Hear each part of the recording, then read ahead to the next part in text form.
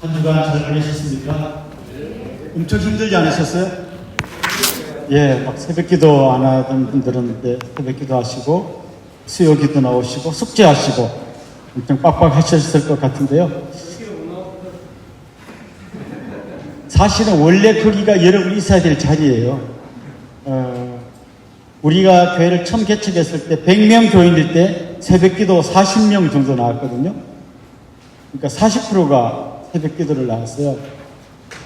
근데 얼마 전에 겨울에 우리 1000명 교인에 새벽 기도 40명 정도 나왔습니다. 그러니까 4%가 나온 거죠. 왜 이런가 봤더니 개척 나가시는 분이 주로 기도 많이 하시는 분이 나가시더라고요. 그래서 수요 기도회가 우리가 한 10년 전에 120명 정도 출석했어요. 수요일 날. 그러니까 그래서이 꽉 차서 기도를 했는데 행복한 동산교회 개척할 때 보니까 거기 기도하시던 분들이 왕창 개척을 가시더라고요. 그러니까 줄었는데 안 채워져. 계속 5번 나가고 나니까 이제 별로 안 채워졌어요. 그 자리를 누가 채워야 되냐면 여러분이 다 채워야 되는 건데, 근데 보니까 아무도 안 나오네. 나도 안 나와도 되겠다 이래가지고 이상한 전염이 돼가지고 지금 근데 거기가 우리가 있어야 될 자리예요. 그래서 사실 우리는 교회 일을 많이 하기보다는 기도의 자리, 은혜의 자리에 불을 붙여주는 사람이 돼야 되는 거예요. 그래서 하여튼 여러분이 지금 좀 힘들지만 거기가 내가 있어야 될 자리다.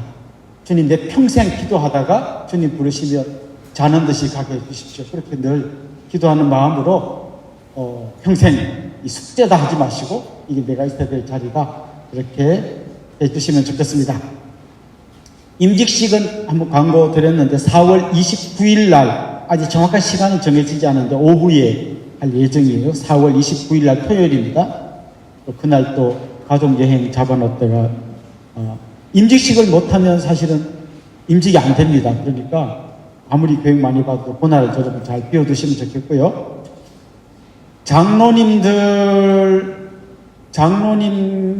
이제 아직 이제 피택됐지만 노회에서 고시가 있습니다. 그래서 그 고시에 떨어지면 또 임직을 못 받아요. 그러니까 이게 지금 장로님들이 그냥 쉽게 된 거 아니에요. 굉장히 어렵게. 우리 교회에서 통과해야 되지만 노예 가서 그 고시를 통과해야 되는데 그 고시에 반드시 해야 되는 게 성경통신대학이라는 것을 해야 그 고시를 통과할 수 있습니다. 그래서 아직 그 신청하고 덜 하신 분들은 지금 부지런히 해주시고 안수 집사님들 제가 지금 미리 광고 드리는데 이번에 전부 다 사무실에 가셔가지고 성경통신대학 그 원서 다 내시고 한 이번 올해 안에 그거 다 하셔서 수료하시면 좋겠어요. 나중에 발등에 불 떨어지면 여러분 굉장히 힘듭니다. 그러니까 오늘 끝나고 단체로 사무실 가셔가지고 신청서 쓰셔서 회비랑 신청서랑 납부하면 책이 옵니다. 그 책에 성경책 찾아가면 답을 달게 되는데 그거 한번 하고 나면 성경 전체를 한번 다 공부하게 돼 있어요. 그거를 하시고 우리 권사님들 추천합니다. 강력 추천합니다. 같이 가셔서 원서 보내시고 책 받아서 답을 달아 내시면 좋겠습니다. 오늘은 이과 은혜로 움직이는 임직자라는 이 이과를 같이 나누도록 하겠습니다. 저는 이 이과가 우리 교회가 어떤 교회인지를 설명하는 가장 중요한 어떤 과라고 생각하고요. 여러분 강의 안에 보면 거기 그림이 나오잖아요. 거기 뭐 이렇게 깔때기 같은 거 누워있는 그림이 나오는데 이게 우리 교회가 어떻게 진행되고 있고 제가 어떻게 목회를 하고 있는가를 보여주는 아주 소중한 그림이니까 이걸 여러분 머릿속에 또 가슴속에 확 집어넣으시면 좋겠어요. 먼저 그림부터 좀 설명해 볼게요. 자, 지금 아마 이 그림을 다른 공부하면서 경험하신 분들이 많을 텐데 왼쪽에서 오른쪽으로 이제 쭉 가다가 회심이라는 부분이 나옵니다. 여기가 어딘가 하면 내가 예수님 처음 만난 날이에요. 자, 회심을 하려면 두 가지가 있어야 회심이 가능합니다. 첫째는 하나님의 은혜가 있어야 됩니다. 두 번째는 내가 죄인이라는 깨달음이 있어야 됩니다. 내가 죄인이라는 걸 모르면 굳이 하나님이 나에게 은혜를 베풀 이유가 없고 나에게 은혜 베푼 하나님이 고마울 이유가 없습니다. 나는 죄인이고 죽을 수밖에 없는 존재인데 그런 나를 위해 하나님이 은혜로 아들을 보내주시고 구원해 주셨다는 이 두 가지가 같이 있어야 되는데요. 이 두 가지가 같이 있어야 이제 내가 회심이 되는 거예요. 회심이 됐어요. 그 다음부터 우리 안에 어떤 일이 일어나야 되냐면 이 폭이 점점 커져야 돼요. 시간이 지날수록 점점 커져야 돼요. 그러면 은혜의 감격이 이 폭이 커질수록 커지는 거예요. 자, 예를 들면 여기 우리 이번에도 우리 교도소에서 나온 교역자가 몇 분 계시는데 우리 주기적으로 교도소 방문합니다. 이번에 두 분이 교도소 갔다 오셨는데 이런 거 한번 생각해 봅시다. 어느 날 새로운 대통령이 취임해가지고 이 교도소에 있는 분 전원 제가 특사로 다 풀어줄 테니까 다 나가세요 하면 누가 제일 고마울까? 그렇죠. 지금 징역 한 20년쯤 되는 사람은 나가라고 막 이게 웬 떡이라 하는데 내일이 어차피 나가는 날인데 오늘 나가라. 에이 하루 빨리 나왔네. 이런 사람은 안 좋은 건 아니에요. 하루라도 빨리 나와서 좋은데 20년 한감받은 사람하고 비교하면 이거 말도 안 되게 너무너무 감사한 거 아니겠어요? 그러니까 내가 얼마나 죄인인지를 많이 알면 은혜가 커지는 거예요. 그럼 내가 여기 있는 분 중에 누가 제일 죄인인지는 어떻게 알죠? 어떤 사람은 자기가 죄인인 건 아는데 약간 죄인이라고 생각해요. 제가 대표적인 사람이었어요. 저는 약간 죄인이라고 생각했어요. 왜냐하면 저는 뭐 특별히 내가 나쁜 짓 한 게 별로 없는 것 같아요. 워낙 어릴 때부터 저는 모범 어린이로 자랐기 때문에 나는 뭐 술 먹은 적도 없고 담배 피운 적도 없고 친구랑 뭐 가출한 적도 없고 뭐 특별히 그냥 어릴 때부터 교회 집 이렇게밖에 안 다녔으니까 죄인이래 나도 죄인이죠. 근데 교도소에서 막 나온 20년 살다 나온 사람이 우리 같은 죄인인데 뭐 이러면 내가 기분이 엄청 나쁠 것 같단 말이죠. 그러니까 내가 죄인이라는 사실이 조금밖에 안 느껴지면 은혜의 폭이 안 커져요. 또 한 가지는 하나님이 내게 베풀어 주신 은혜와 사랑이 얼마나 큰지를 또 이쪽 높이를 내가 깊이 경험하지 못하면 이 은혜가 커지질 않아요. 그래서 바울은 기도할 때 계속해서 지금 내가 편지를 보내는 에베소 교인들이 그리스도의 사랑을 점점 더 알아가도록 기도합니다. 그 사랑의 너비와 길이와 깊이와 높이가 어떠함을 깨달아 알도록 기도합니다. 이미 알고 있어요. 그리스도의 사랑을 아는데 내가 아는 것보다 더 높은 사랑, 더 깊은 사랑, 더 넓은 사랑, 더 긴 사랑 이걸 경험하도록 계속 기도하고 있어요. 그러니까 이렇게 오다가 주님 만난다는 이제부터 막 커져가야 되는 거예요. 그래서 신앙생활 한 30년쯤 되면 막 그냥 그 은혜가 막 생각만 해도 감당할 수 없는 은혜 속에서 감격하며 막 살아야 되는 거예요. 근데 왜 그렇게 안 되죠? 안 되는 이유가 있습니다. 첫 번째는 하나님의 그 크신 은혜가 올라가야 되는 그 자리에 내 공로가 가득 차 버려요. 그러면 여러분 그 그림에 보면 1번으로 올라가야 되는데 공로가 그 위를 가득 채우니까 3번 정도로 그냥 똑바로 가버리는 거예요. 그러니까 은혜가 커지질 않아요. 그 다음에 밑으로 내가 죄인이라는 게 깊이 깨달아져야 되는데 그게 더 깨달아지지 못하도록 또 막고 있는 게 있는데 그게 위선과 가식이에요. 자, 그러면 이렇게 올라가고 내려가지 않고 이렇게 가는 제일 대표적인 사람이 누군가 바리새인들.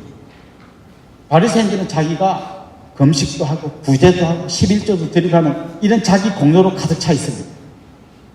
그리고 주님이 보실 때 그들은 해칠한 무덤 같은 사람들이었어요. 한편으로는 외식으로 가득 차 있고 한편으로는 자기 공로로 가득 차 있어요. 그러니까 벌어져야 되는데 안 벌어지고 밋밋하게 가니까 요 은혜의 폭이 거의 없어요. 자, 이런 사람은 어떻게 주님 일을 해야 돼요? 저는 이걸 제가 전기를 일으키는 걸 많이 설명하는데 이게 커지면 여기다가 물을 흘려보내서 전기를 흘려보내면 어마어마한 전기가 생기는데 그렇게 하지 않고 요것밖에 안 되면 물을 흘려봐도 전기가 조금밖에 안 생기잖아요. 그러면 조금만 하면 지쳐요. 왜 우리가 주님 일하다 자주 지치는지 아십니까? 일이 너무 힘들어서가 아니라 은혜의 폭이 너무 작기 때문에. 자, 그러면 이 은혜의 감격이 없는 사람이 주님 일을 하려면 어떻게 해야 될까요? 그걸 움직이는 뭐 연료가 필요해요. 그게 뭔가 하면 책임감. 인정욕구, 그 다음에 순번제, 돌아오는 당번이 돼서 사는 거예요. 자, 가끔씩 우리도 이런 거 있습니다. 우리 빨리 방역 같은 거 해야 되는데 막 할 사람이 없으니까 안수 집사님들 다 나와서 방역 좀 해주세요. 권사님들 다 나와서 청소 좀 해주세요. 이렇게 합니다. 그러면 교회가 하여튼 안수 집사님들은 그게 자기 일인 줄 알고 와서 하게 되고, 권사님은 그게 자기 일인 줄 알고 와서 하게 돼요. 그럼 어떤 일이 일어나냐면요, 항상 거기는 불만과 불평이 나오게 돼 있어요. 그리고 제가 가끔씩 이야기했죠. 어느 교회에서 싫어합니다. 남전도에는 2층, 여전도는 1층을 청소하기로 했는데요. 청소 끝나고 목상에 보니까 올라가는 계단을 아무도 안 했더래요. 그래서 왜 안 했냐 했더니 우리 당번 아니라는 거예요. 책임감으로 움직이는 사람들은 자기가 꼭 해야 되는 것만 합니다. 그걸 하면서 굉장히 분노가 생겨요. 권사님들 하라 했는데 안 나오는 권사님이 막 탁 생각나는 거예요. 아무도 맨날 안 나오는 사람들. 그러면서 원망, 불평, 비교 이런 것들이 계속 생겨서 빨리 지쳐요. 그런 분들. 또 인정욕구. 열심히 했는데 아무도 안 알아주면 하기 싫어져요. 그런데 막 목사님이나 장로님들이 아이고 잘합니다, 열심히 합니다 막 신나서 하는데 안 알아주면 힘이 빠져. 제일 속상한 건 있죠. 같이 청소했는데 나는 아침 9시부터 했는데 저기 어떤 권사님 11시에 나왔어요. 근데 마침 11시 10분에 목사님이 지나가면서 11시에 나온 권사님 보고 아이고 수고 많으십니다 할 때 뭔가 울컥 올라오는 거 있죠. 이제 10분밖에 안 했는데 칭찬 받고, 나는 9시부터 했는데 지금 자리를 잘못 잡아가지고 지금 칭찬 못 받고, 이런 게 계속 교회를 시험 들게 하고 병들게 하는 거예요. 그 다음 공로의식, 아까 말한 공로의식이 자리 잡고 있으면 이제 그 사람이 이제 공로가 적은 사람을 계속 공격하기 시작합니다. 내가 교회에 벽돌 들고 옮겼는데 당신 아무것도 한 게 없다. 권사라고 같은 권사가 아니다. 벽돌을 옮긴 권사가 있고 날로 먹은 권사가 있다. 이러면서 이제 자리를 잡기 시작합니다. 그러면 금방 탈진하고 비교하고 정지하고 미워하고 싸우고 이게 됩니다. 그래서 저는 개척하고부터 지금까지 의무적으로 해야 되는 것을 최소화시키는 목회를 지금도 하고 있어요.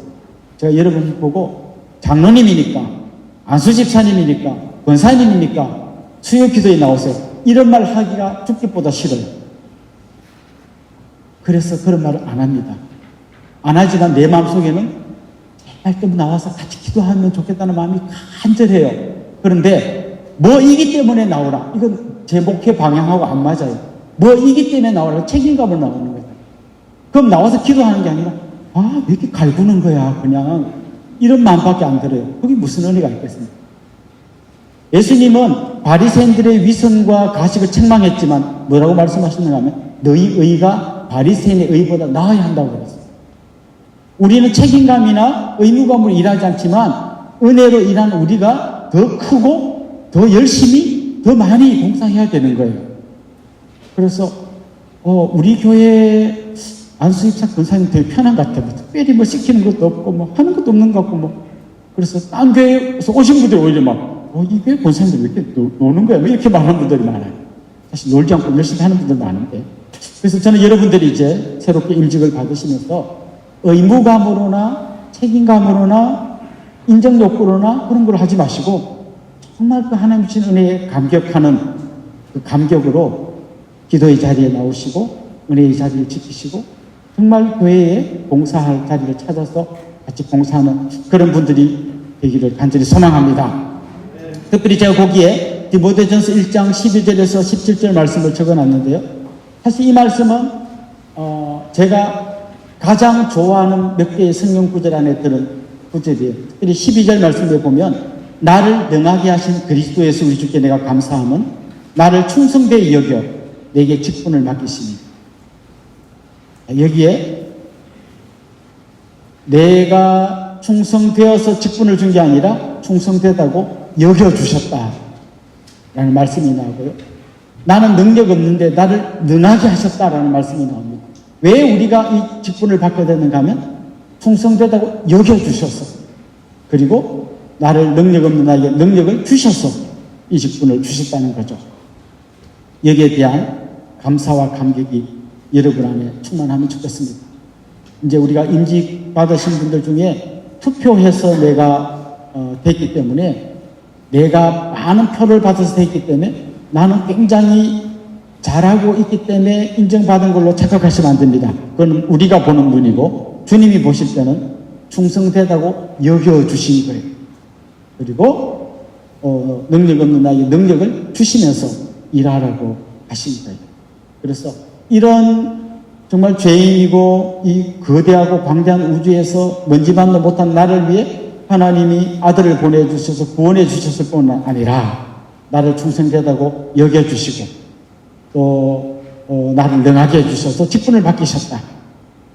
이 감격으로 여러분이 일하면 좋겠고요. 이게 5년, 10년, 20년 주님 앞에 갈 때까지 변함없이 거기에 내 공로와 위선과 가신이 끼어들지 못하도록 자기 관리를 하면서 그렇게 평생 달려가면 좋겠습니다. 사실 세상의 종교는 반대죠.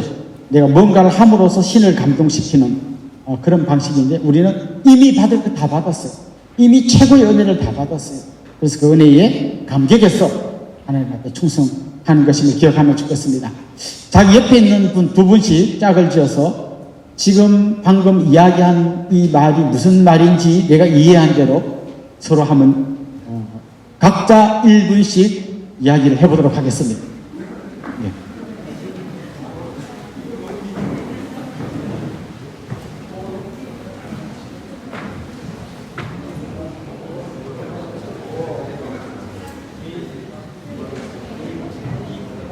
두 분이 잘 안 맞으면 세 분이 하셔도 됩니다. 예. 기도 제목 나누셨으면 이제 같이 한번 합심해서 서로를 위해서 한번 기도하도록 하겠습니다. 여기 악기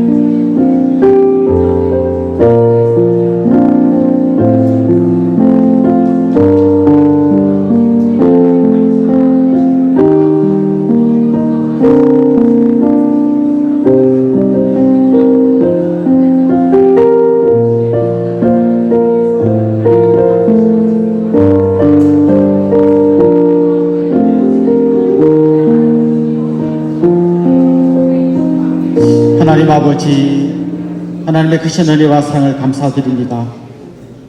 정말 준비되지 않고 부족한 저희들입니다.